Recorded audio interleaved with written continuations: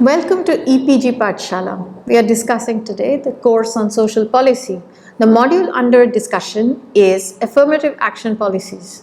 My name is Sohini Sengupta and I am a faculty in the School of Social Work at the Tata Institute of Social Sciences, Mumbai. Historically, equality laws have served as the basis of affirmative action policies, and they have been inserted in the constitutions of many countries of the world. The Indian Constitution has mandated affirmative action policies for groups and people who have experienced historical injustice. The affirmative action reserves a portion of seats in the government elected bodies, public employment and institutions of higher education for groups who have deemed to have suffered from social and economic disadvantages historically and who continue to face discrimination in contemporary society.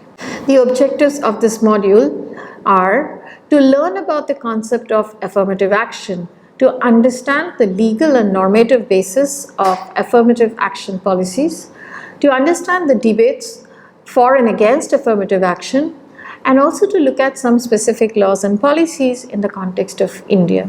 We should begin with the understanding of where affirmative action originates. And also we should try to understand why affirmative action policies is one of the central concerns of social policy. Affirmative action policies are linked to different types of equality laws. Traditionally, the criteria that have shaped equality laws in different countries has been the criteria or the category of race or gender or ethnicity or caste. The other forms of inequality like disability or sexual orientation have been included after prolonged contest and organization. Through affirmative action, attempts are made to improve the education and employment opportunities to pre-designated vulnerable sections of the society. The idea is, the premise is, societies are inherently unequal, and within this unequal society, some groups are exceptionally marginalized because for a really long time and over a long period of time, historically they have experienced oppression and discrimination from other more well-endowed or privileged sections of the society. And as a consequence, these groups have suffered severe disadvantages which has made them unable to reach the kind of living standards or the kind of social opportunities or the kind of capabilities, if we use Sen's formulation, to attain the kind of lives that they could have if they had not faced these discriminations and these oppressive conditions. So the essence of affirmative action is to create a more equal society. Now, equality means more than treating likes alike. It includes ideas such as creating substantive equality, preventing or prohibiting direct and indirect indiscrimination, and measures that can be undertaken to create positive discrimination for those deemed to be disadvantaged. Equality essentially therefore means that we may need to discriminate positively against those who have been previously disadvantaged in order to actually create justice. In the United States, the landmark historical ruling by the Supreme Court, which is often cited as one of the key examples of affirmative action policies, is Brown versus the Board of Education. This was a landmark judgment based on the value of equality, and it's often used to demonstrate what equality really means in the context of affirmative action. The decision declared the segregation of schools on the basis of race as inherently unequal and unconstitutional. The judgment inspired the civil rights movement and the struggle for equal citizenship rights for all African Americans and other minority groups, and it defined broadly racial discrimination as unconstitutional. How are groups selected for affirmative action in the context of India? Indian Constitution has mandated affirmative action policies for groups and people who have experienced historical injustice. Many members of the communities Initially, in the early period, it was mainly the members of community who are designated as the scheduled castes and scheduled tribes and other backward castes under the Indian Constitution who have been the recipients of quota-based access to elected bodies, education and employment in independent India. In recent times, reservation has been expanded to 1/3 of seats in elected government bodies for women. There is an ongoing debate about the identification and inclusion of newer groups such as Muslim religious minorities, persons with disability, and the transgender people. Examples of affirmative action policies. In the United States, the Civil Rights Act of 1964 prohibits discrimination on specified grounds on employment and access to public services. The Canadian Human Rights Act prohibits discrimination in employment and delivery of goods and services. In India, the affirmative action has created reservation in public employment and education. In South Africa, the Employment Equity Act, the Promotion of Equality and Prevention of Discrimination Act, is an example of a similar type of legislation which has been created to remedy the wrongs of the discriminatory apartheid era in the context based on racial discrimination that existed in South Africa till the 1990s. Equality laws of different nations are supported by various international conventions on human rights. These include International Convention on Civil and Political Rights, International Convention on the Elimination of All Forms of Racial Discrimination, Elimination of All Forms of Discrimination Against Women, Convention on the Rights of the Child, International Covenant on Economic, Social and Cultural Rights, and the Convention on the Rights of Persons with Disability. Who is bound by equality laws? Basically, what it essentially means that if international human rights laws, although many nations are signatory to it, eventually cannot have much effect unless national governments create legislation suitable to their context, informed by the broader values, ideals and goals of International Convention on Human Rights. Similarly, within national context, governments need to specify which institutions, which organizations, apart from publicly provided institutions, public services and public institutions are bound by such equality laws. While human rights at the constitutional level only binds the government, state, non-state entities such as the private sector are in some cases potentially or specifically bound by equality laws in national contexts. In India, Article 17 of the Indian Constitution prohibits discrimination on the basis of caste in both private and public sectors. Exactly where is equality located in the Constitution of India? Article 14 states that the state shall not deny any person equality before the law or the equal protection of the law within the territory of India. Article 15 provides that the state shall not discriminate against any citizen and no citizen on the specific grounds be subject to any disability, liability, restriction or condition with regards to access to shops, public restaurant, hotels and places of public entertainment, the use of wells, tanks, bathing ghats, roads and places of public resort maintained wholly or partly out of state funds or dedicated to the use of general public. Article 16 provides for equal opportunity for all citizens in relation to employment or appointment to an office under the state and prohibits discrimination on the specified grounds in relation to state employment or office. The Constitution also allows for special provisions to be made for women, children, socially and educationally backward classes of citizens as well as the scheduled castes and the scheduled tribes. The Constitutional 74th Amendment 1992 brought in provisions mandating 1/3 reservation for women in local government bodies. What are the arguments for creating positive discrimination, which is essentially what affirmative action tries to do? One argument is the argument based on the experience of historical injustice and how national government and global international bodies and watchdogs, it is their responsibility to ensure that such injustices are not repeated in the modern context and also reparations are made for these injustices committed to people. Remediation is defined as the moral justification aimed at righting past wrongs. It emphasizes corrective action to rectify unfair treatment by race, caste, ethnicity, and sex. Reservation and quotas are some instruments that serve to compensate for social disadvantage and economic disparities and inequalities due to past and present discrimination. Therefore, discrimination based on any category, any criteria, is seen as the basis for creating remedial action. So remediation is one of the arguments that are made for why we need to have affirmative action policies. Economic efficiency provides a more instrumental justification. This argues that every society needs more people from all possible cultural and disadvantaged groups to join the workforce and contribute to the economy.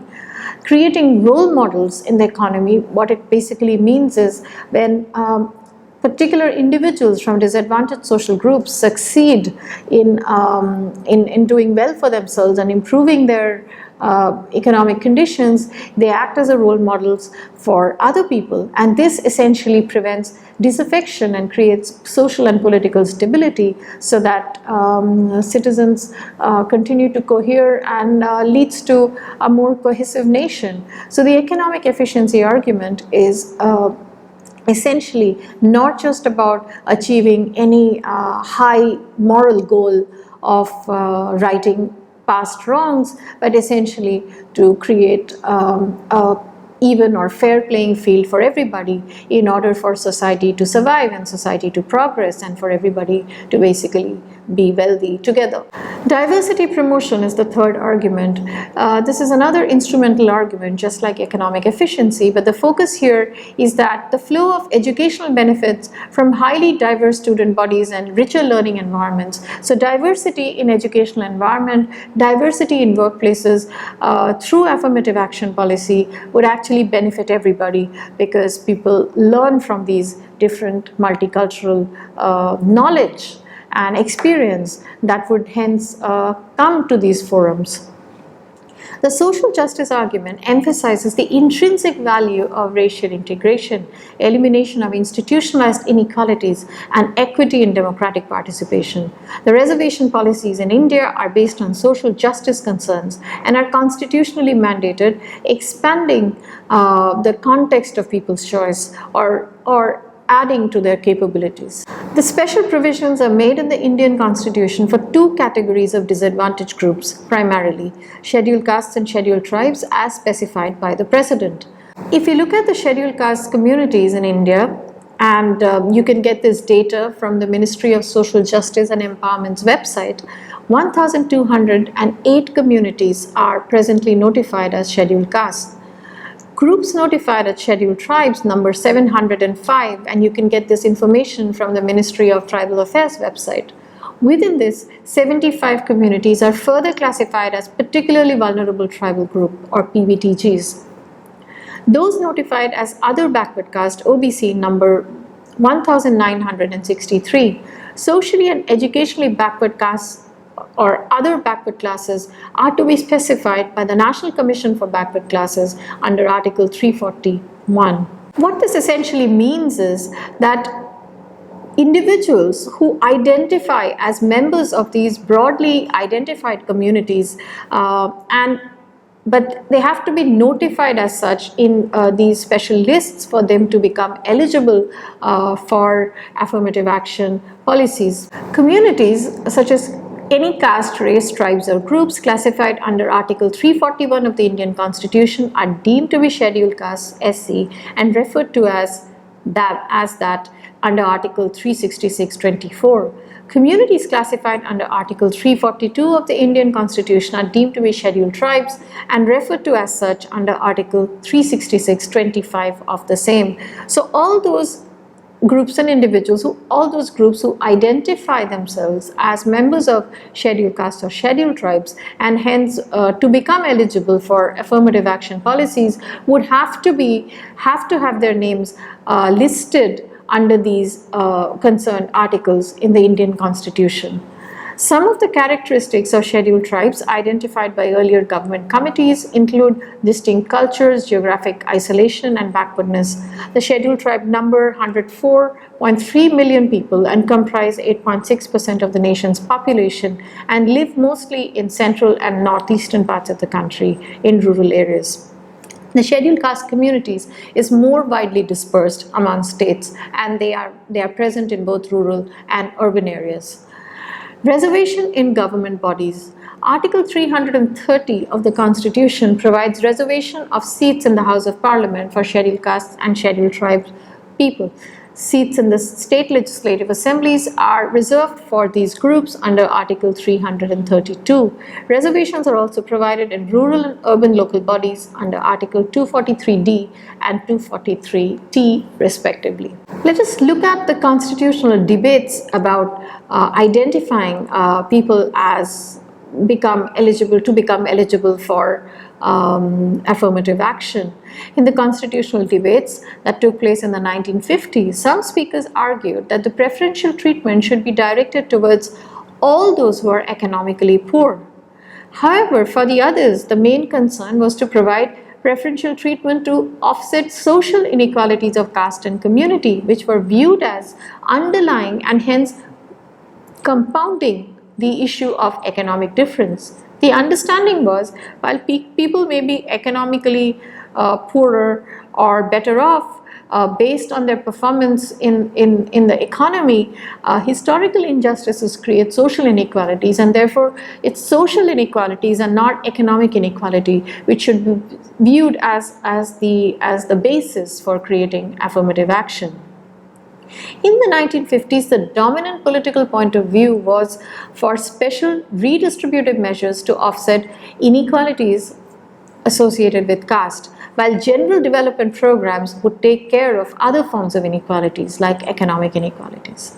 Therefore, social policies which are typically about affirmative actions are directed only towards some categories of highly disadvantaged groups in the society. The controversial debate about whether economic inequality or social inequality should be the basis for creation of affirmative action has flown into other forms of controversy, and especially in the identification and classification of other forms of socially and economically backward castes. The Janata Party government set up the Mandal Commission in 1978. In 1980, the commission found that the upper and the middle castes held 90% of Class 1 services despite being only 20% of the population. This empirical fact created the basis for the argument that there are, in addition to the groups and communities classified as scheduled caste and scheduled tribes, there are other socially and economically disadvantaged groups in the Indian society whose basis of inequality is based on their social status and hence in the caste system, and therefore by the same logic they should also be eligible for affirmative action programs.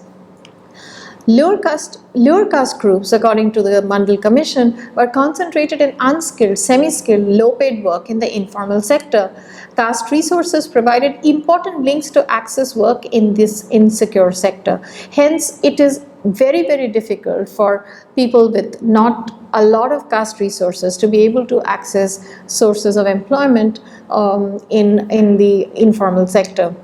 It subsequently recommended 27% of quota for OBCs, other backward caste, in central government jobs and higher education institutions. Social justice in the context of Indian politics came to be identified with affirmative action for disadvantaged groups. And even today, as different communities in India identify their social and economic disadvantage, the dialogue between these groups and the government is usually conducted around the discourse of affirmative actions and reservations in government employment as well as in institutes of education, because public sector employment and education are seen as the two important means by which people can improve their living standards and also reduce the insecurities, the various insecurities that they have faced generationally in the context of the Indian society. In recent times, there has been a lot of growing focus on religious minorities. Muslims constitute 14% of India's population. Recent government reports highlight the poor social and economic condition of the community. The community suffers from high levels of poverty, low literacy rate, holds a very small share of secure government jobs, and has poor access to credit and housing. The reason why the focus on this particular community is because the reason why their condition is poorer and their living standards are lower in comparison to other social groups is essentially because of the societal discrimination that they experience, and which has been identified as one of the main causes of the social and economic disadvantage faced by the community by the Justice Sachar Committee report. In 2013, 8 years after the Sachar Committee report on the condition of the Muslims and creation of a Ministry of Minority Affairs, a post-Sachar evaluation committee was set up and headed by Professor Amitabh Kundu. This committee is also called as the diversity. They produced a diversity report which shows that poverty levels among Muslims remain higher than the national average between 2004-05 and 2011-12. And this was a significant finding because this is also the period in which the Indian economy was doing exceptionally well.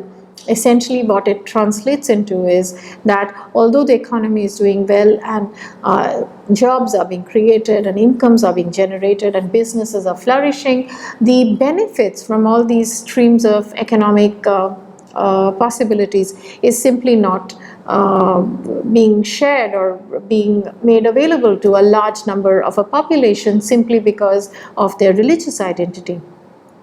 Muslims continue to be left out both from government jobs and the wave of urbanization that is taking place in India. However, as of now, there has not been much progress in discussion about affirmative action policies for the Muslim population. A community that has increasingly come into focus in very recent years as a possible candidate for affirmative action is the transgender community. India has 600,000 people belonging to the transgender community as per the 2011 census. Transgender Persons Protection of Rights Bill 2016 has created some provisions which ask for stringent punishment, including imprisonment up to 2 years for offences against the transgenders. Transgenders who do not belong to scheduled caste or scheduled tribes may be declared members of the backward classes and are entitled to reservation under the OBC category. The bill also calls for necessary amendments in the Indian Penal Code to cover cases of sexual offences under transgender persons. The transgender community have also historically experienced a tremendous amount of discrimination and harassment and crimes committed against them. And this is essentially because of a non-normative sexual orientation that the society has found difficult to accept and hence sought to marginalize the community. And they do constitute among the most invisible, rightless and poorer communities in the context of India. The transgender bill has been criticized by the activists because they have compared it to the radical judgment that the Supreme Court made in the context of the recognition of transgender rights in 2014, which is also called the Nalsa case. In 2014, the Supreme Court of India had declared that transgender persons have to be legally recognized as a third gender. This order had also asked the center to treat transgenders as a socially and economically backward and declared the third gender category to be the basis for admission in educational institution and employment. Essentially what it means is the basis of inequality here is sexual orientation, and therefore the creation of the transgender identity as the third gender becomes the basis of positive discrimination under affirmative action policies. The activists have argued that the complex identification process outlined in the 2016 bill goes against the landmark Supreme Court ruling. Under the Nalsa judgment, the court had referred to international human rights law that requires states to take all possible measures to respect and legally recognize a person's self-defined gender identity. However, the complicated bureaucratic many-tiered process which the 2016 bill has created essentially means that people may not be able to establish their identities as transgender or third gender, and hence become eligible for the limited provisions that the bill is making as affirmative action. The third group for which there has been recent activism and movement about inclusion under affirmative action policies is persons with disability. The Rights of Persons with Disabilities Bill 2016 replaced the earlier Person with Disabilities Act 1995. The new bill creates different criteria for recognition and some new provisions for affirmative action.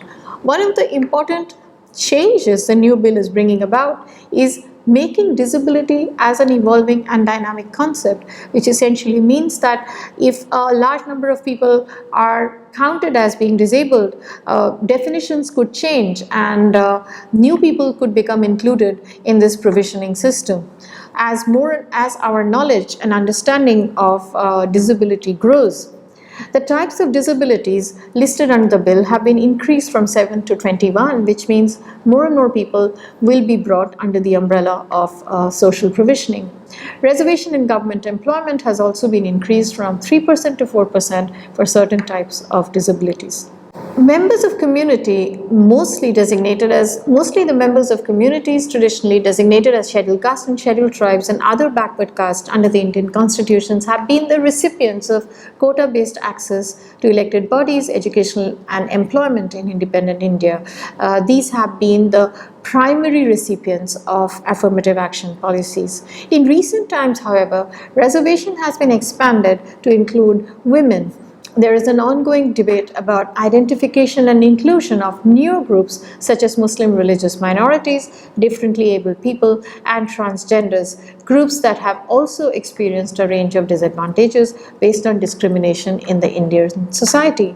The recognition and inclusion of newer groups increases the state's commitment towards creating equality in a society as the world moves towards more and more complex social arrangement and competition over scarce public goods increases. And this has also generated a large number of controversies in terms of people who wish to have their social and economic disadvantages counted as a specific type of issue that needs to be addressed by the state through special policies.